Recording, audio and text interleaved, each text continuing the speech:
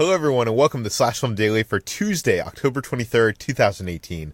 On today's episode, we're going to talk about the latest film and TV news. This is Slash Film Editor-in-Chief Peter Sciretta. And joining me in today's podcast is Slash Film writers Hoai-Tran Bui. Hey everyone. And Chris Evangelista. Hello.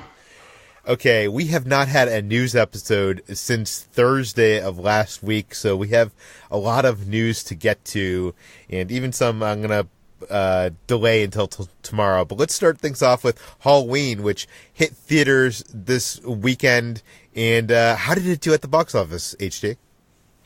It shattered some, or rather slashed through some box office records, especially pertaining to slasher films. So it raked in $77.5 million in 3,928 locations, which made it the second highest opening for October, the first still being Venom, but making it the highest grossing slasher film of all time.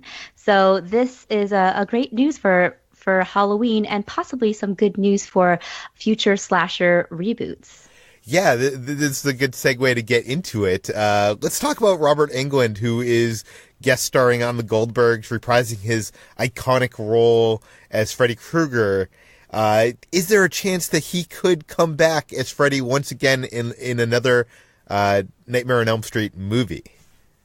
So last year, Robert Englund said that he was, quote, too old to play his iconic slasher villain again, but it seems like he's walking back those comments. Maybe he got a taste for it after reprising his role in The Goldbergs. He said that, quote, I think they want to reboot the franchise, but they're going to need a new actor. They're going to need a new actor to play Freddy because they're going to have to do 8 of them. I might have one left in me, but yeah. So it's a bit of a confusing statement, but it seems like he is on board at least to do maybe one more and pass on the mantle.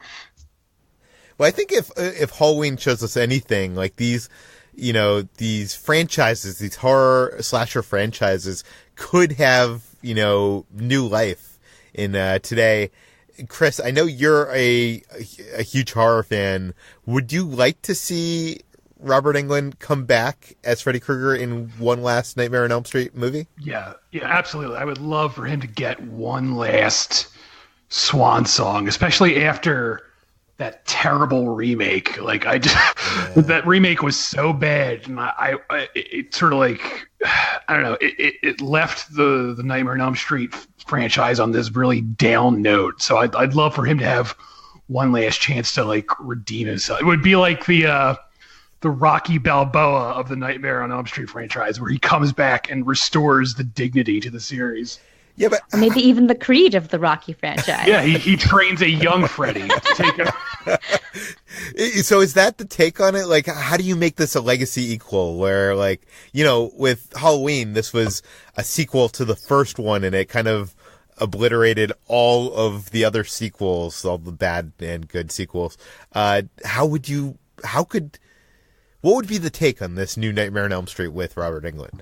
I mean, the Nightmare on Elm Street franchise is a lot less complicated than Halloween got. Like, Halloween kept introducing all these really dumb elements with, like, cults and bloodlines and stuff, and that sort of, like, is what destroyed the franchise. Whereas Nightmare on Elm Street, it's really been straightforward since the beginning. It's just been Freddy Krueger kills people who are descended from, the Elm Street parents who killed him. That's really it. So with that in mind, it would really be kind of simple to just bring him back and have him go after whatever you want it to be, the last generation of Elm Street kids, something like that. Or, you could just try something completely different. But I don't think it would be as could we bring back Nancy as like a mom or something like that? Technically, she's dead, but they could ignore. Well, yeah, they could ignore her. Yeah. She died in Dream Warriors, but they could always bring her back. And I mean, the actress, of course, came back for Wes Craven's New Nightmare, which was this very meta take where she was playing herself. So I don't know. There's definitely room there to do something with this. Yeah, I'm actually surprised that with all this talk of cinematic universes, that New Line Cinema did not kind of try to create this like cinematic universe with Freddy and Jason and kind of like try to combine the horror, have movies that, I mean, I guess do what they were, what Universal was trying to do with Dark Universe, but with those slasher franchises. No thoughts on that, Chris? He just thinks that's a horrible idea, I assume. No, I mean, there was, of course, Freddy versus Jason. I was about to say, we had Freddy versus Jason. And, I mean, the Friday the 13th rights have been sort of tied up for a long time, so that sort of killed any future follow-ups. But I wouldn't be I've always wanted that, that's always been... I don't think it would be a good movie, but I remember being a kid and loving the idea of, like, a movie that combined all the slashers, Freddy and Jason and Leatherface and Pinhead, I think there's no way to write that movie without it being terrible, but I know I would have seen it had it existed. Yeah. Okay, let's talk about Friday the 13th. It seems like a new reboot is in the works with LeBron James. Is that correct? Yeah, so LeBron...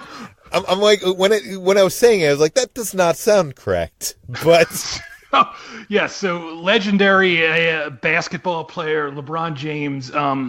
He's of course most famous for basketball, but he's no stranger to Hollywood. He was in Trainwreck, and he formed his own production company, and he's going to be producing and starring in the upcoming Space Jam sequel.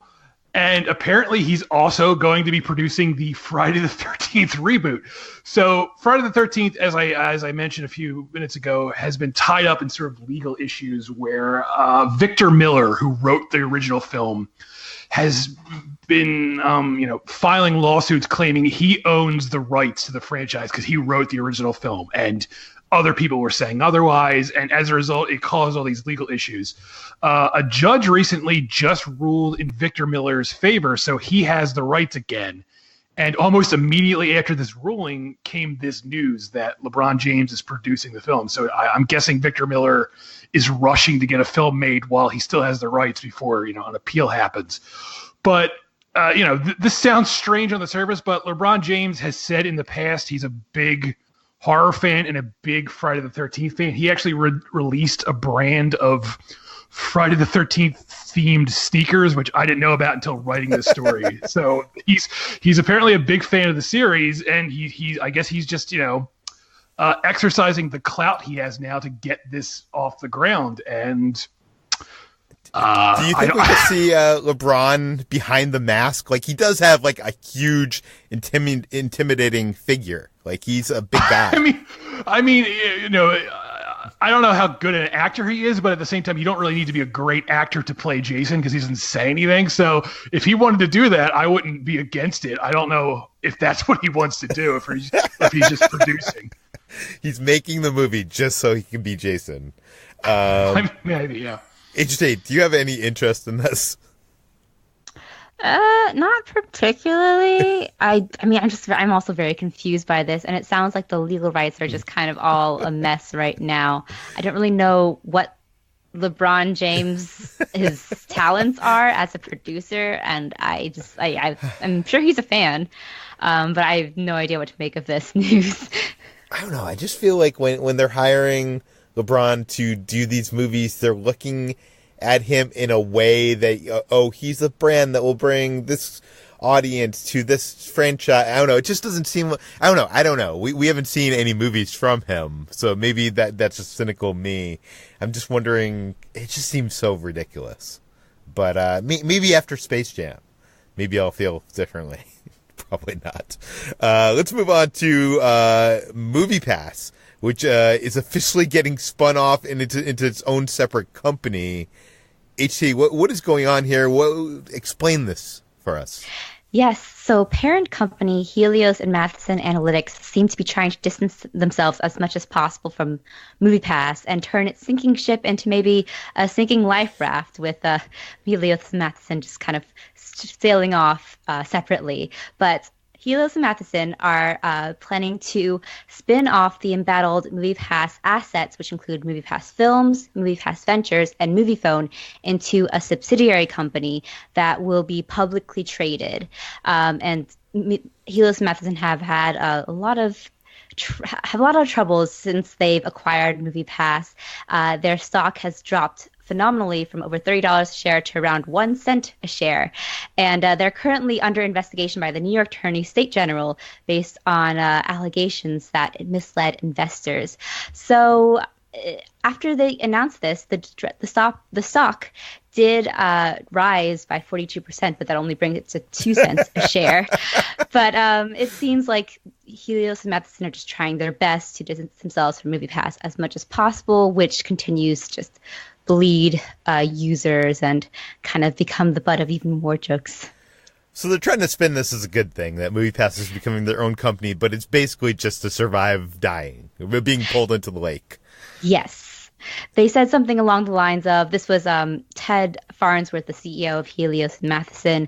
We believe this new vertically integrated entertainment ecosystem, if achieved, would provide a sharper market focus, et cetera, which is kind of all just like a little bit of jargon to make it spin it to be positive, but it is just them distancing it themselves as much as possible.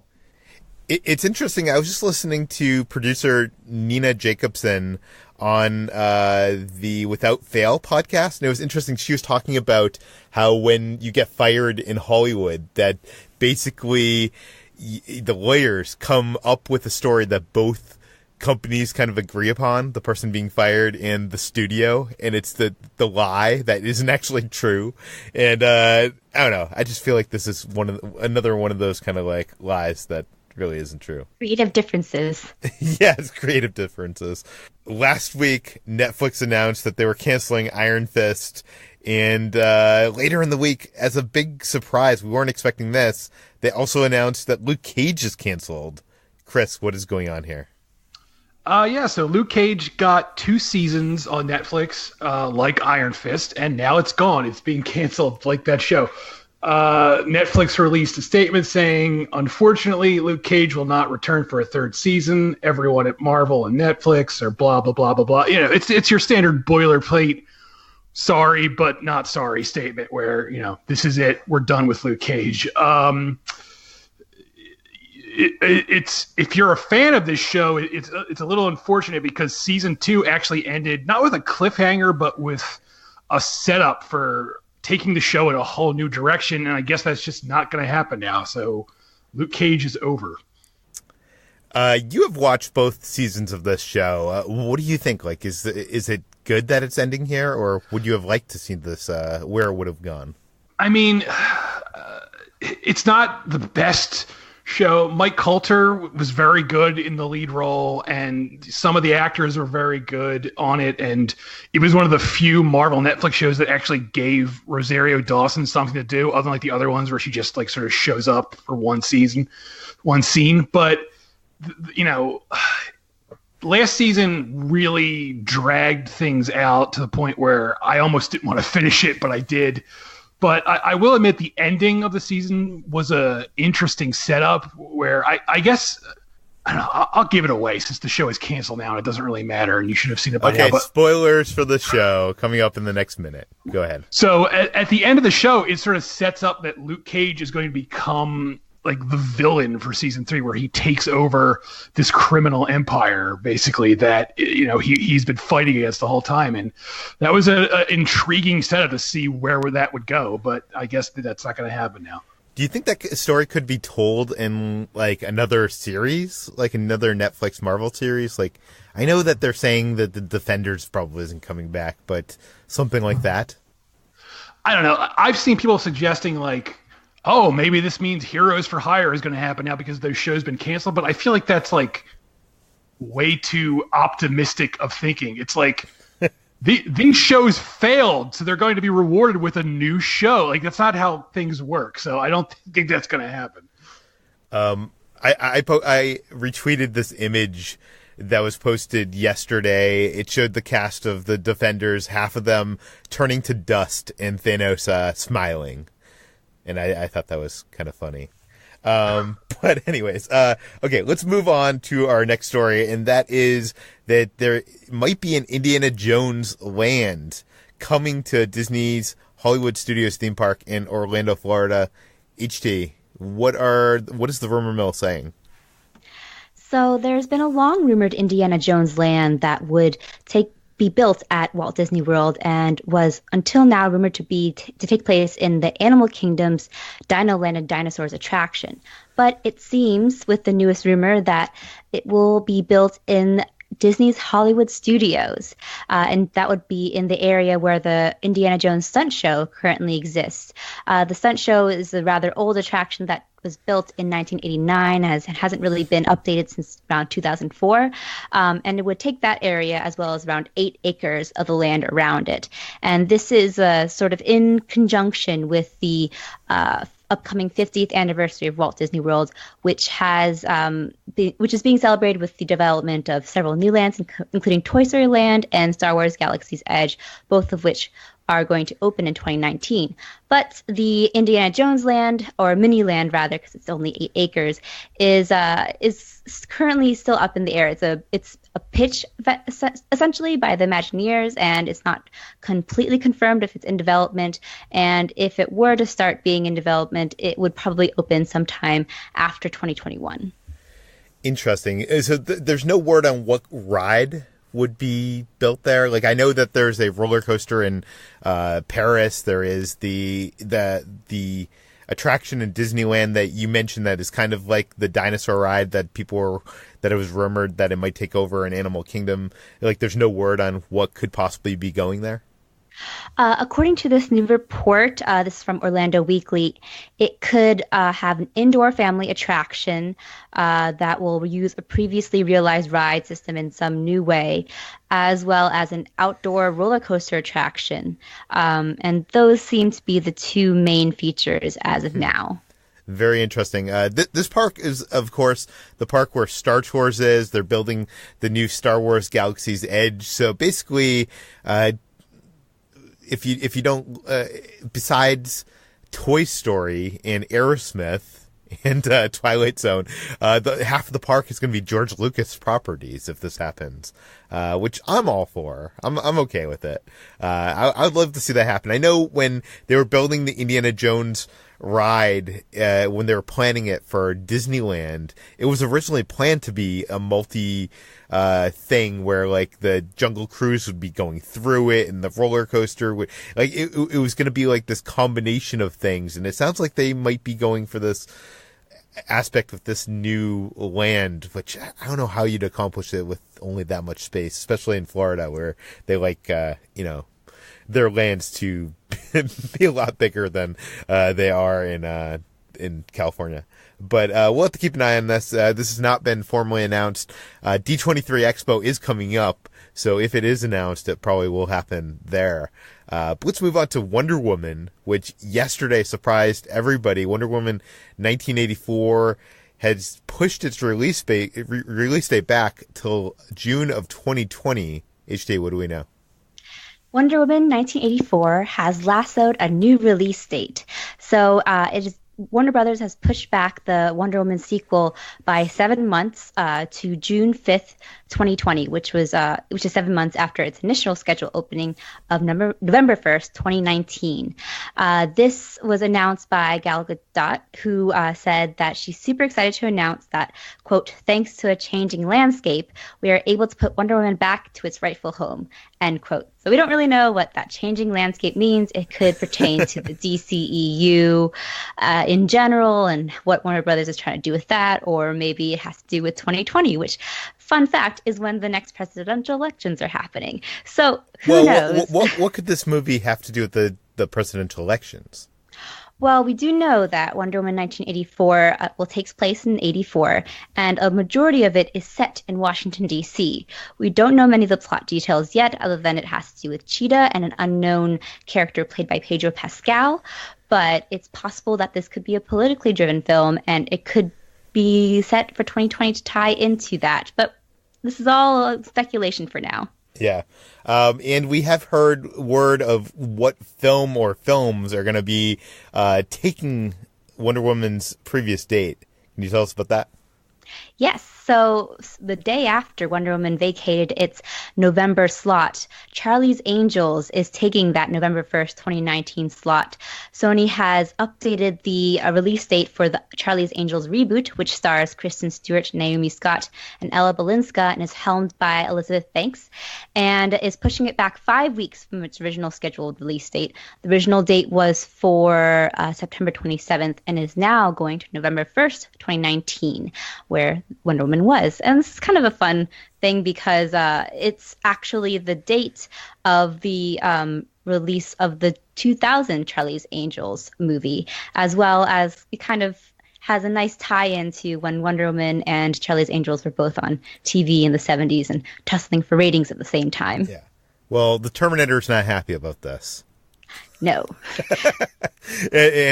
So let's move on to House of Cards, Season 6. Chris, you have seen all of Season 6 at this point? The first 5 episodes. First 5 episodes.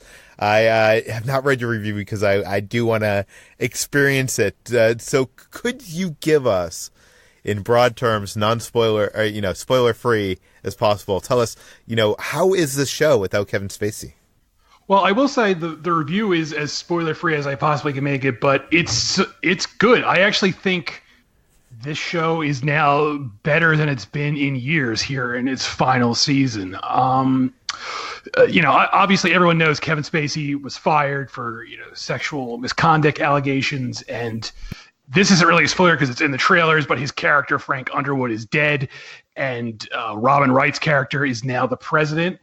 And I had wondered if the show was going to sort of try and sweep Kevin Spacey's character under the rug, sort of like distance themselves from him as much as possible just because of, the toxic baggage he sort of brings. But surprisingly, even though his character is dead, there's a lot of stuff involving, his character that's brought up in the show. It's almost like his ghost is like haunting the series because no matter where Robin Wright's character, Claire, goes, she can't like escape her husband's legacy. So I don't know. I really liked it. I liked House of Cards when it first started, and I stuck with it. But the show has been sort of running on fumes the last 2 or 3 seasons, where it's just felt like it was going through the motions. And I feel like this last season, it sort of regained its energy, and I think it's going to go out strong.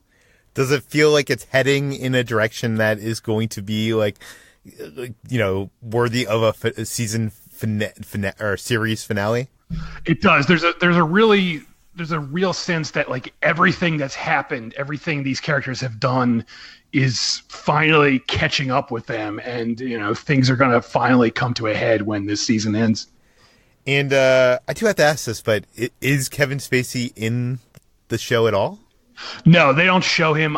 There's a photo of Robin Wright at his funeral, and because he was a president, the funeral is in the Capitol Rotunda, and you see him lying in state, but it's just like you just see a hand in the coffin. You don't actually see. Obviously, they didn't get Kevin Spacey to come back, so he's not in it. Interesting. I am interested in seeing this last season. I'm like you. I did think it was kind of waning the last few seasons, and it did get kind of ridiculous starting in season 2. But I kind of enjoyed it. Yeah, I'll check it out. Let's move on to our final story, and that is that Guillermo del Toro's long-awaited Pinocchio movie will actually happen at Netflix. Ichi, I know you're super excited for this. Tell us. I am so excited. Pinocchio is finally becoming a real boy. So Guillermo del Toro announced about 8 years ago that he was planning to do a dark animated take on the fairy tale in a stop motion animated film that would be inspired by the art of Chris Grimley, I'm sorry. That kind of had many false starts and false cancellations. He had partnered with the Jim Henson Company, and that fell through. And just last year, he said that this project was probably not going to be, which was not really unusual for Guillermo del Toro. He has had many exciting projects that have been highly anticipated in the genre of community that have just kind of fallen apart just because of either budgets or his ambitions were too high. But after last year, his film The Shape of Water was a huge critical and commercial success and was the Best Picture winner of the year. He seems to be getting a lot of goodwill, and Netflix has picked up his stop motion animated Pinocchio. Del Toro will be co-directing alongside Fantastic Mr. Fox animation director Mark Gustafson. And another exciting development is that it'll be a script from Over the Garden Wall scribe Patrick McHale, who seems just perfectly suited towards a collaboration with Del Toro. Over the Garden Wall, by the way, is a great animated series that it's like this dark, whimsical fairy tale and could not be better suited towards a Del Toro project. Del Toro this is a passion project for Guillermo del Toro, and he is planning to not base it off the Disney animated film, as so many people are familiar with, but make it anti-fascist Italian period piece. So kind of in the vein of Pan's Labyrinth, but stop motion animated and very dark and very cool and twisted. So I'm quite excited. They will go into production in this fall. And there's no scheduled release date yet, but this is a very exciting development for people who've been waiting 8 years for this Pinocchio movie to come into being. Now, I love Guillermo del Toro, and I am excited to see anything he makes. But for one reason or another, I have not been excited for this Pinocchio film. Because, I mean, I guess just because we have a good Pinocchio film already. I know this is going to be much different. It's a different style, and it's off of a different adaptation. It's going to be darker. Like, I guess, HT, why should I be excited for this? Other than Guillermo's involvement? Well, this will be Guillermo del Toro's first time directing a feature animated film, which is in and of itself exciting. It seems like a medium that I keep saying perfectly suited, but it does seem like a match made in heaven for this director. And I think that it's been how many years? Like 70 years since the first Pinocchio. And I'm sure that Disney is planning its own live action adaptation soon, which will be like shot for shot exactly what that animated film was. And I